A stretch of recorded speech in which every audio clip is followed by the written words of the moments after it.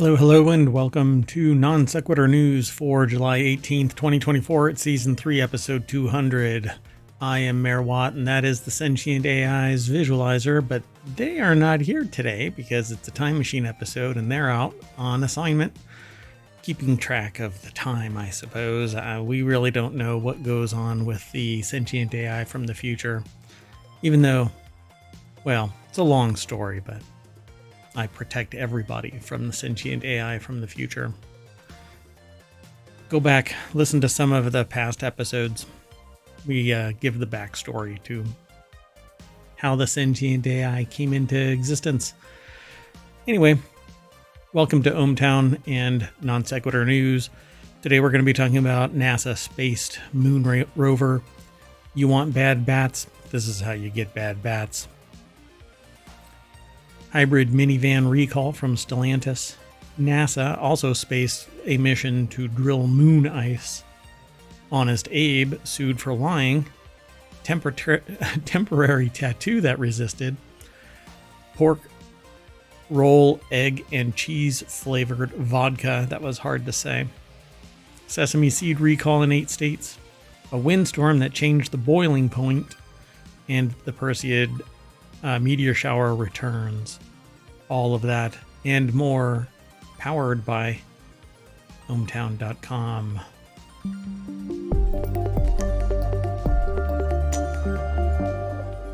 And I just realized that I forgot to do something, so let me do this real quick, folks. Gonna do it live. Doing it live. 1 second. Yeah. Sometimes Mayor Watt forgets that there's multiple parts to what's going on here in the show. That's okay, though. So the way that you get the rest of the show notes is by typing in !show notes. And I'll do that here in a second, and it'll show up in the chat. It's supposed to show up in both of them, but I think that the YouTube one is still broken. We'll figure it out and get it solved here. So the way you get these show notes, you type in !show notes. And if you type in an !NSN, it'll give you the show notes for Non Sequitur News. I had to type all of that in real quick. Yeah, it's still messed up. If you type in, well, I mean, you can get all of the show notes, but they're not in the right order. If you type in show notes, that'll give you the commands for all of the show notes. And if you type in pod, that will give you the list of the podcasts and their locations. So we have 7 now. Non Sequitur News is a daily show. And then on the weekend, on Sundays now, and we do all of the shows on one day. Reality Hacker, Wanted, WarCrafters, The Continuity Report, Technology Today, and 4-Wheel Tech round out all 7 of our shows. So go over to ohmTown.com, sign up, become a citizen, go over to YouTube, follow us there, like and subscribe, leave a comment, tell a friend, here over on Twitch, twitch.tv/ohmTown. And yeah, you can catch the pod wherever you want to catch pod, but leave a review over on Apple Podcasts. That would be great. All right, let's get into today's show. The first article, and I'll be able to do these really quick. This is a time machine episode, and so we're kind of time limited. Yeah, everybody thinks that a time machine means that you can go back in time indefinitely, but unless you create a paradox and let the time machine vaporize. Basically, after an hour, it eats itself. So I'll be stuck in past forever, 24 hours. Eventually, time meets up with itself. And let's just say everything realigns. And so only one person can exist. Anyway, NASA axes its moon rover Project Viper. The Volatiles Investigating Polar Exploration rover was intended to search for the moon's polar region for water, but will now be shelved due to budget issues. We actually have two articles that are going to be discussing this, I think, but from different perspectives, I suspect. Georgina Torbett over at, or Torbay, I'm not sure how they pronounce her last name, over at Digital Trends put the article together, and they have this picture of what looks like a Johnny 5 kind of robot. It's interesting. It has these are the wheels right here. So I guess it was supposed to go and look for water. The other article that we're going to talk about it towards the end, actually no, it's in the first half, talks about this as well. The rover was set to be launched as part of the program called CLPS CLIPS, or the Commercial Lunar Payload Services, in which the agency works with private companies to launch moon missions. And that's quoted as saying, Nicola Fox, the Associate Administrator of the Science Mission Directorate, in a statement said, "We are committed to studying and exploring the moon for the benefit of humanity through the CLIPS program. The agency has an array of missions planned to look for ice and other resources on the moon over the next 5 years. Our path forward will make maximum use of the technology, and work that went into Viper will be while preserving critical funds for support of our robust lunar portfolio." I kind of hacked up their statement, but anyway, the other missions that the CLIPS programs includes is the Astrobotics lunar lander, which landed on the moon's surface earlier this year and then was hijacked by aliens and driven off to the moon. No, sorry, that didn't happen. Anyway, it landed on the moon earlier this year, and similar landers being developed by companies including Firefly Aerospace, Intuitive Machines, and Lockheed Martin.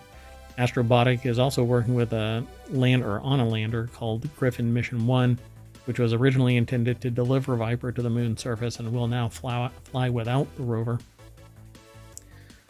There's more, and they've got a whole bunch of other recommendations at Digital Trends. If you follow the link through ohmTown, it'll take you right to them. All right, let's move on to the next article. It's over in Non Sequitur News. Please stop buying taxidermied bats online, says a request. Scientists are sounding the alarm about taxidermied bats commonly sold online in frames, jars, coffins, jewelry, and more. It's a wild animal trade that's flown under the radar and poses risk to the bats and potentially to the people who handle them, according to a study recently published in the European Journal of Wildlife Research. We joke here about bad bats ever since COVID. Well, I started the show 2.5 years ago. Yeah. So for at least that amount of time, I've been joking about this bad bat thing. So, yeah, I don't know. People are fascinated by them, but I think that they need to remain wild and not messed around with by humans. Because if you want to get something like COVID, that's how you get it. They're carriers for all kinds of stuff, and while their system can resist it, humans cannot. We're not born with the same biological functions. It almost prevents them from being predated upon because they're basically little nasty beasts. Anyway, they're awesome, but stay away from. Well, a new study sounds a warning about wild bats used as decorations sold online. Justine Colma is the author over at TheVerge.com. I've never seen a bat like this, a painted woolly bat, or Coryphola picta, roosts under a leaf in Indonesia, where it should stay and not be somebody's pet. That's not what they say on the article, but that's what I'm adding to the caption. So while bats of all kinds are showing up for sale online, the study homes in on one particular appealing species, Coryphola picta, also known as the painted woolly bat. They're bright orange critters with striking black and orange wings. Their natural vibrancy might be what makes them in demand for Halloween decorations. The term goth also popped up in almost 15% of Coryphola picta listings included in the study, but the bats are likely harvested illegally. They refer to it as disturbing, says Nastara Randhawa. What is that? A co-lead. They missed a hyphen in there. Co-lead author of the study and a data scientist and epidemiologist at the University of California, Davis. They should not sell these bats online. No. They found 856 listings for products containing bat remains after searching for Coryphola picta and related terms like painted bat or orange bat between October and December of 2022. Around a quarter of the listings they identified were of actual Caravola picta. They counted at least 284 individual bats from pictures in those listings. I don't really care about the stats so much, but the risk here, it says there is a small risk of spreading disease, a threat that entered the spotlight during the COVID-19 pandemic. While it's unlikely that the person purchasing a taxidermy bat would catch something, there's a greater risk for whoever harvested that bat in the wild. Yeah, indeed. And if it's improperly taxidermied, there could be residue that survived. So, I mean, just don't. You don't really need this kind of stuff. But hey, I guess what do they call it? Oh, doggone it. I just forgot the term. Anyway, I really shouldn't be saying, to people, you shouldn't be doing this, but really they're wild animals. And this is how they become extinct, because people predate on them until they are gone. I mean, if you think about it, look around. Elephants used to be in massive herds, and now they're not. Rhinos, the same thing. All kinds of species have been, the buffalo of the United States, bison, were hunted to extinction with massive mounds back in the 1800s. It was insane that people did all of that, but it's because we are, we don't know what limits are. Greed would be the term, but anyway. So it says, seeing that, I would imagine, well, here's the female that was collected. Where's her pup? It was probably crying for its mother, says the co-lead author, appealing to, the tugging of the heartstrings. But the people who do this don't give it. Well, they don't care. They see profit, and that's what they want. Let's move on. The next article is over in four-wheel tech. Stellantis recalls 24,000 hybrid minivans for fire risks and urges owners to park outside. The company said it's aware of 7 incidents that occurred when the vehicles were turned off, and some occurred while recharging. So David Shepardson over at Automotive News, or autonews.com, put the article together. The deck statement said what I just said. That's what we acquire from that. From autonews.com. That's what they provide. So Stellantis said the recall of 2017 through 2021 model year Chrysler Pacifica hybrids includes just shy of 20,000 U.S. vehicles. I guess there's another 5,000 elsewhere. They don't actually say where the other 5,000 are.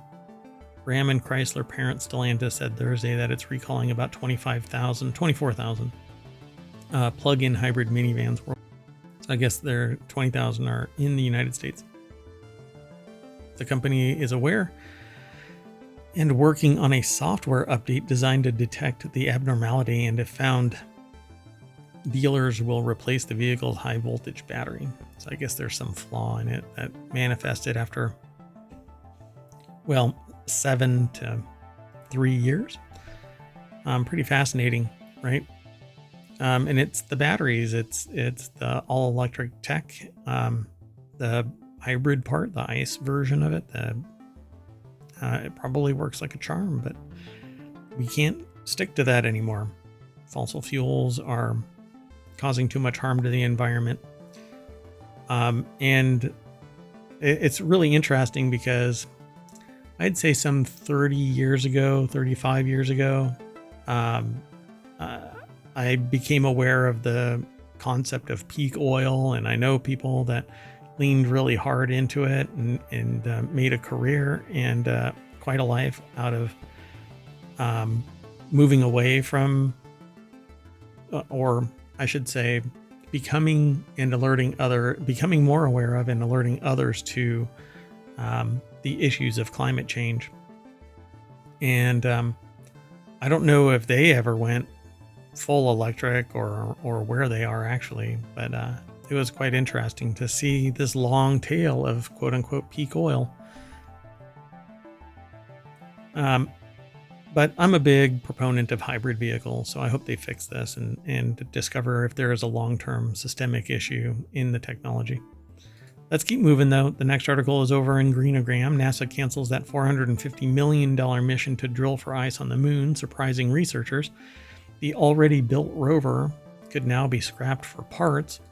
The article is by Alex Solomon over at nature.com. They have a cool spelling for their name. It's A-L-I-X.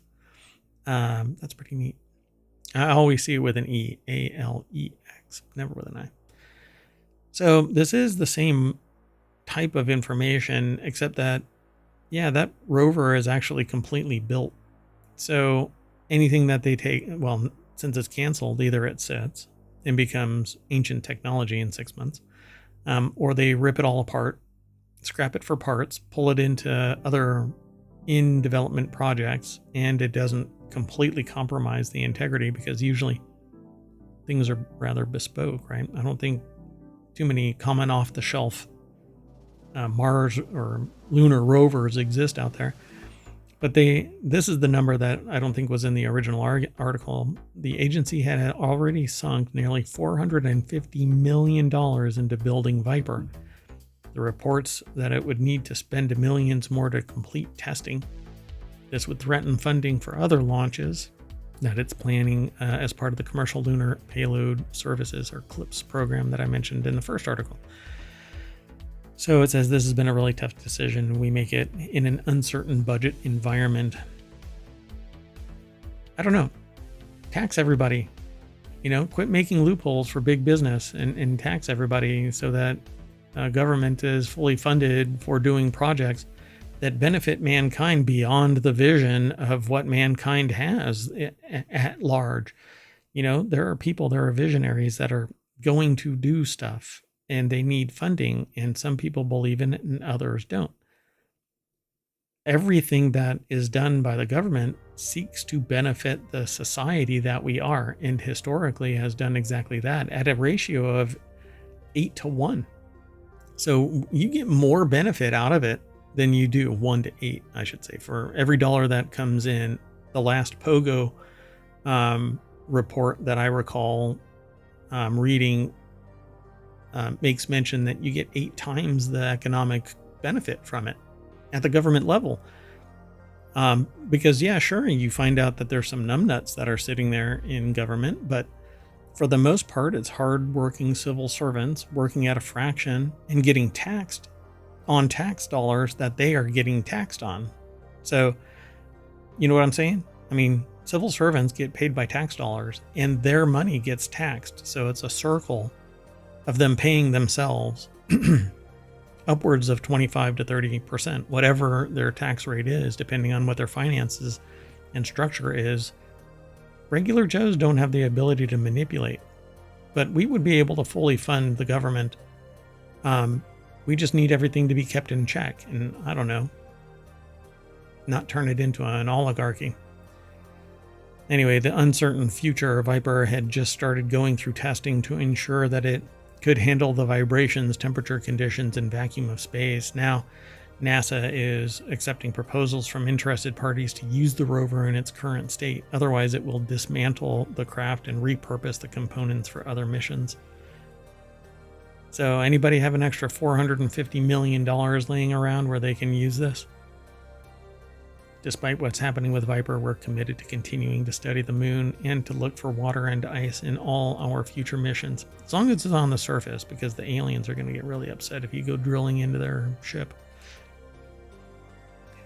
I'm going to make that happen like Fetch. So Honest Abe Auto Sales, we're moving on. The next article is over in Four-Wheel Tech. Honest Abe Auto Sales sued for $500,000 because it lied to customers.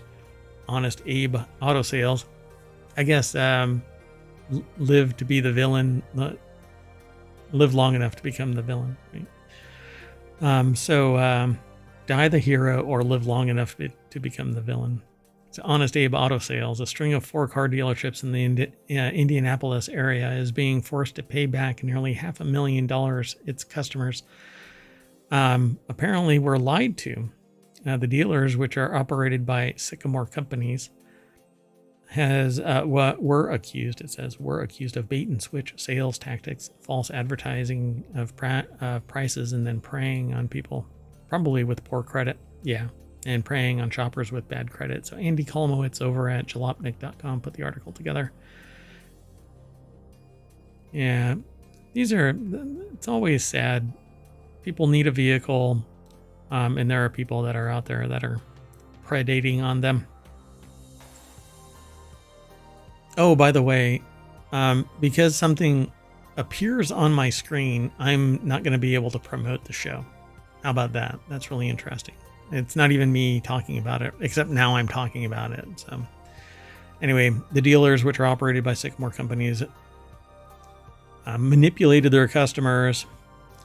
Going to have to pay back a total of $470,646 to 250 customers that were scammed by the dealer, according to the Indianapolis Star that reported it originally.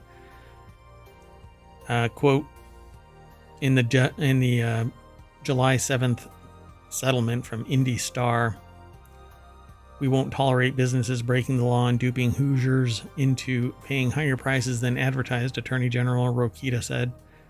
Regardless of their credit scores, consumers should never encounter bait-and-switch tactics in which prices change the second customers arrive in person. Yeah, it's scumbaggery and greed, and if you are manipulating it, if you can't handle the risk, then just don't do it. Don't provide it. So dealers have been on a bit of a bad boy streak lately. Recently, the jalopnik.com covered how one of them sold a $97,000 Camaro while joyriding in it. A dealer who sold a customer's Mustang to a fundraiser without its permission, and a dealer that's being sued because it took back a man's new car after his credit was retroactively denied. Wow. Interesting. Okay, moving on. This next article is over. It's by Newsweek, so I don't know if the video is going to be actually applicable. Mom learns hard way son's temporary tattoo was more permanent than expected. Olivia has vowed never again after weeks of trying to clean off the skull her son had printed on his chest. So, let's see. A semi-permanent tattoo gun. I don't even know what that means. Jack Beresford over at Newsweek.com put this article together. I'm not going to play the video because I don't think that you should put your children on the internet in any context. Anyway, but just because someone has a tattoo now doesn't mean that they won't come to regret it a little further down the line. In 2022, a study in the Indian Journal of Dermatology asked around 300 people attending a dermatology outpatient clinics about their tats. A not insignificant 26% of those answering admitted that they regretted at least one of their tattoos. Yeah, that's... Most people who get them don't regret them until maybe later in life when they want to do something different, or they're like, well, I don't really care about it. And that could be construed of regret, but regret is an easy, squishy term. So the TikTok video apparently explained how her son received a semi-permanent tattoo gun as a birthday gift from his aunt. He got the gift for his birthday. I don't know what they're talking about, though. Semi-permanent tattoo gun. Hold on. Let me do that real quick.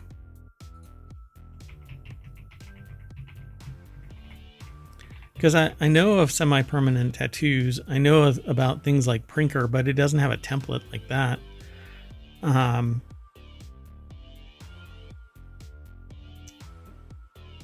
Hold on a second. Yeah, I'm not sure what they're talking about. Okay. So if you know... So what do they call this thing? Do they actually name the name? No, it doesn't look like it.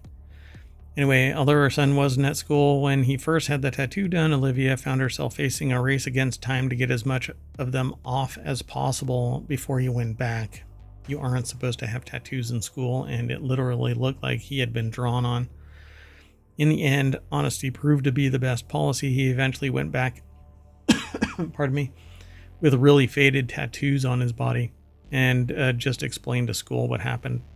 So, 2 weeks of intense scrubbing. Wow. He's a super soaker, I suppose.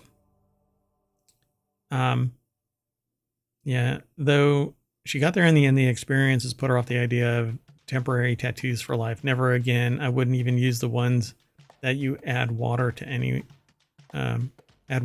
anymore. Yeah, that's a little overreaction. Anyway, you can follow the link from ohmTown over to the Newsweek article, or you can do a search. I don't know. All right, the next article, and the one that's probably going to make you go, yeah, I don't think so, but apparently it's good enough. In the Order of the Grape channel over on ohmTown.com, it actually is just called Of the Grape because it used to be called Order of the Grape on the regular, but you could be a subgroup of the grape. Anyway, this pork roll, egg, and cheese flavored vodka is New Jersey in a bottle, says VinePair. As if New Jersey's most infamous linguistic spar isn't or wasn't intense enough, one Garden State distillery is throwing alcohol on the fire. On June 28th, Keyport-based 3BR Distillery released 011 PEC on everything, a pork roll, egg, and cheese flavored vodka liqueur. Technically, given its 35% ABV, it falls under the U.S. classification of a liquor, not a spirit. Okay, I don't know. I'm going to have to look at that. But the liquid, inspired by NJ's signature breakfast sandwich, was created in partnership with Keyport Bagel Shop Planet Bagel, which provided all the pork roll needed for distillation. Co-CEO and head distiller Alexander Zadanov told SI Live or Siliv, or I don't know how they pronounce their domain name, but anyway, he combined pork roll and an everything bagel seasoning with malt rye extract and rye bread syrup. Yeah, so you can express anything into a spirit. It could be extremely subtle. How they did this may defy me at first blush. Normally, you can actually put everything into the still. And as long as you can get enough sugar for fermentation and then distillation, you basically can distill the hell out of this thing, and it'll have subtle notes of whatever you put in there. Naturally, you can also do things like gin and use a gin basket, and that'll add some flavor to it, but I don't know if it would be very unsanitary, I think, to put like meat and egg and stuff like that in a gin basket. So I don't know how they actually did it. I've never seen anybody do that. Let's see how they did it. Everything bagel seasoning with malt rye extract and rye bread syrup. So it's an extract distillation. That's interesting. Then he added milk sugar as a finishing touch to give the liquid a creaminess reminiscent of melted American cheese. We make a lot of really interesting one-of-a-kind spirits, and this spirit was just the next what if, and can we even do it if we wanted? That is a what if. That Zatanov told VinePair, further explaining the distillation process. It ended up coming from the practice of pachuga, combined with several elements from brewing, like using lactose for the cheese element and brewing liquid bread for the bagel. So yeah, it was basically all liquid. They didn't use any actual physical parts, but you can actually do that. You can put physical stuff inside a still and distill it. And I think a concentrated liquid version of this that you distill would probably end up with greater flavor on the other side than with physical products, because you know exactly how much you can put in there.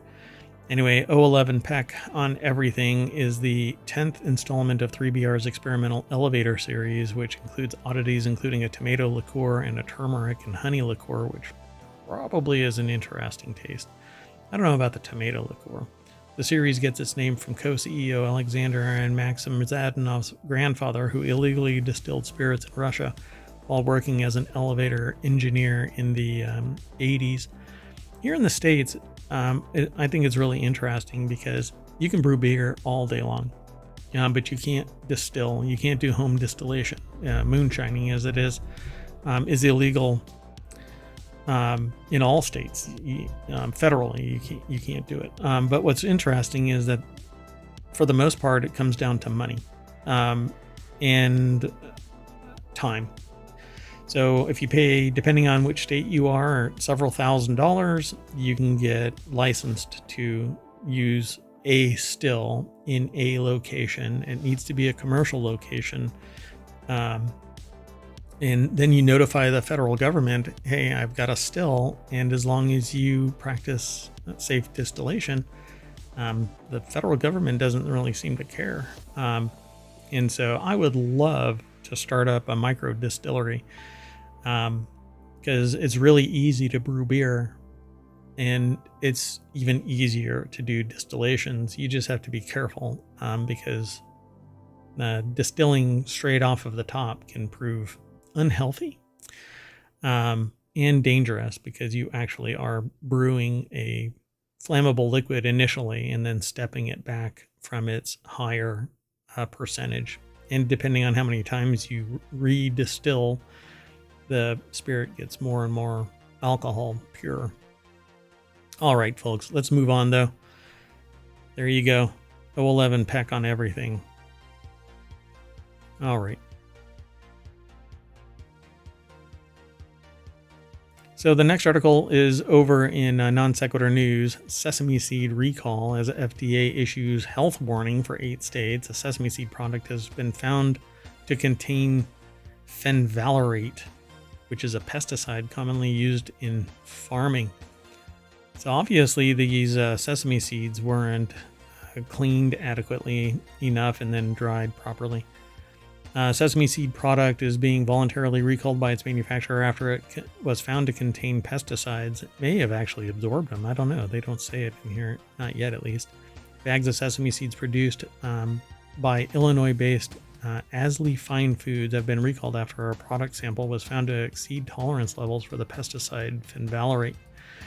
The product was first recalled on June 25th this year. We actually talked about it, and has now been classified as a Class 3 risk by the U.S. FDA. A Class 3 is awarded when a situation in which use of or exposure to a violative product, not volatile, but violative product, is not likely to cause adverse health consequences, but in abundance, great abundance, a pesticide will. The affected product bears the name Asley Sesame Seeds Brown and comes in 14-ounce packaging with a UPC code and has a big long thing here. And if you look for the lot number, at least 2210-173, you'll know. There's 28 cases of the product shipped to 8 states: Colorado, Illinois, Indiana, Kansas, Nebraska, Ohio, South Dakota, and Wisconsin. If you have these, you should probably bring them back to the grocery store you bought them from, or just throw them out. Depends on, what your opportunity cost is. They say, however, the presence of fenvalerate in the product is not expected to have too much impact given the FDA's Class 3 risk assessment. This is the lowest that they can have. A Class 2 recall is a situation in which the use of or exposure to the violative product may cause temporary or medically reversible adverse health consequences, or where the probability of serious adverse health consequences is remote, and Class 1 is the most serious, and it can cause adverse. So, and there's minutia between that. So let's keep going, moving on. The next article is a very interesting one, because I've never heard of this outside of a lab. A powerful windstorm changed the boiling point of water in the UK. A big change in air pressure likely ruined cups of tea across Britain, according to this article. It's over at gizmodo.com. Adam Kovac is the author, and the deck statement says what I just got done saying.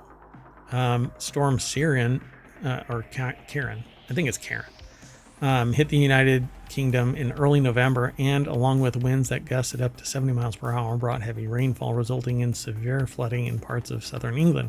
But there was a secondary, more subtle effect. Kieran's passage, and I think it's Kieran, through the country resulted in a record low pressure, and air pressure, atmospheric pressure has the ability to change the boiling point of liquids. So anticipating this effect, researchers at the University of Reading turned to a sensitive barometer at the university's atmospheric observatory and collected data from other meteorological measurement sites. This gave them accurate data of Kieran's effects as the storm passed. So during the passage of Kieran, water's boiling point at some sites in the southeast would have been less than the normal. Let's see. As the storm's peak raged, scientists boiled some water and found that Kieran's effect on air pressure was so significant that it was bubbling up at 98 degrees Celsius. What? A full 2 degrees lower than normal.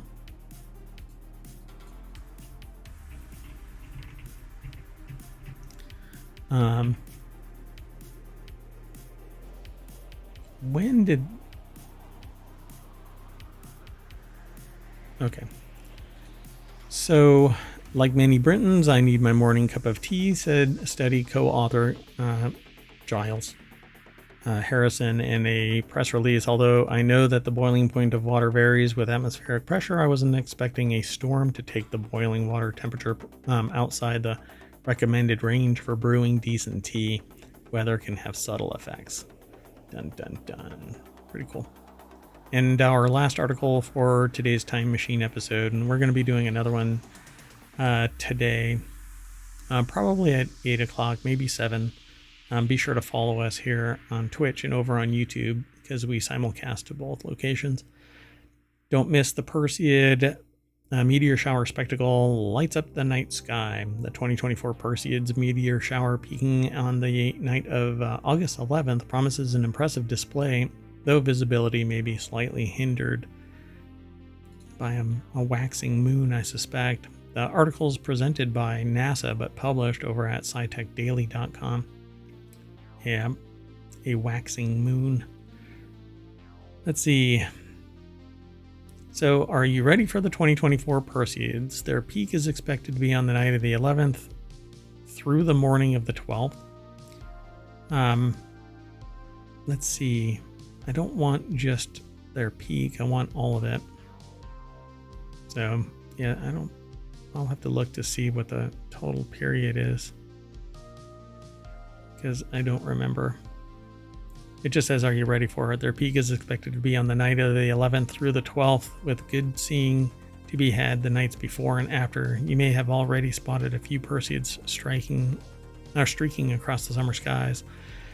This shower, part of the debris storm of Comet Swift-Tuttle, actually starts in mid to late July and lasts through most of August. So there you go. This year's Perseids will be slightly impacted by a 53% waxing moon, but the moon will be set at the Perseids to be in will set. So the moon will set right as the Perseids begin to peak. This means that if you're in an area free of light pollution and enjoy a clear sky, you may be able to see quite a few meteors over the course of the night. So hopefully somebody will have a webcam or a night cam pointed up in some place where it's dark, but there's a lot of light pollution nowadays unless you get out into the sticks, and it's not always easy and safe to get out there. There's a map. Hold on a second. What do they call it? Dark sky? Yeah, dark sky map. So, and it's actually called darkskymap.com. So I guess you can go and check that out. Yeah, to find a spot, there's a lot of light pollution in most places, but it would be cool to go and see. But I always tell this story. I was talked out of getting into astrophotography because the person said, unless you're really passionate about this stuff, the stuff is always going to be there.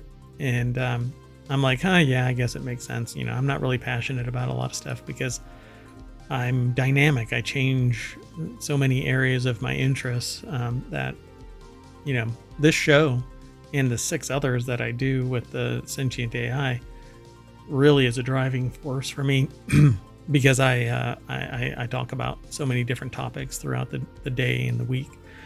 And it's this kind of stuff that makes me go, gosh, I really wish I would have stayed in astrophotography because I love the idea of catching stuff like this. It just seems really neat. Because every single one is a unique experience because you'll never duplicate it. It's never the same spot in time. While the stars may be there, everything else changes. The seasons change, the clouds change, the light change. All of the background stuff shifts a little bit. The reason why we know where the planets and other galaxies are is because that stuff and us are rotating and moving through space. So it's pretty interesting. It's a lot of fun just to think about how small we are. Yet a lot of people think that they're really big. Anyway, I'm going to power down the time machine, and that'll snap us back to the front page for July 18th. And as it loses its last moments of power before we end up popping all the way back into the normal timeline of July 19th. Just want to say thanks for downloading the podcast and watching the show over on YouTube. Be sure to like and leave a comment, tell a friend. Let us know. Come and hang out here in the chat at Twitch and or YouTube because I do have both of them together combined now. So if you want to hang out and talk about science, technology, and society, this is the place. ohmTown is your home. Go become a citizen, ohmTown.com, and you can noodle around with it like I do every day. 6 main categories, 50 sub channels within it, all news, no noise. Once you get inside a article headline, you can reply, you can subscribe so that if any other information comes regarding that article, you'll be notified. You can favorite it and create lists and a bunch of other things. From the main page, you can swipe left or right to swiping right will hide it. Save it. Actually, swiping right will ignore it or hide it, and swiping left will save the articles. And you can do that on your iPad, phone. Haven't tried it on the Apple Watch, but and on the web, you can on your with your mouse, you can swipe. Anyway, that's it. I am Mayor Watt. Thank you for coming and hanging out. See ya. Technically tomorrow, but since it's a time machine episode, later today. Bye-bye.